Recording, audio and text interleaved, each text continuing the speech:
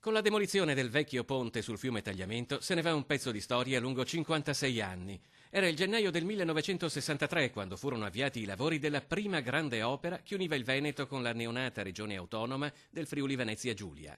Fu completato nel 1965 e l'anno seguente, quando ci fu l'alluvione alla Tisana, la gente riuscì a mettersi in salvo portando anche gli animali proprio sul ponte. Era stato progettato per un flusso di traffico elevato, ma oramai risultava inadeguato, tanto che per non interrompere i transiti era stata necessaria una serie di limitazioni al traffico pesante.